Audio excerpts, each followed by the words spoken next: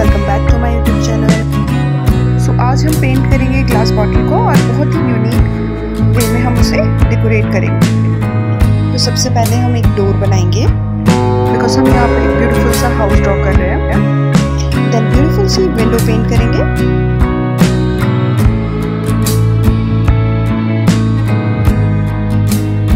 Now हम BRICS paint करेंगे।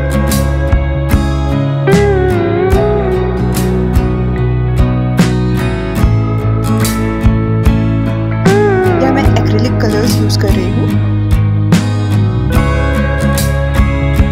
Now हम डिटेल्स ऐड करेंगे।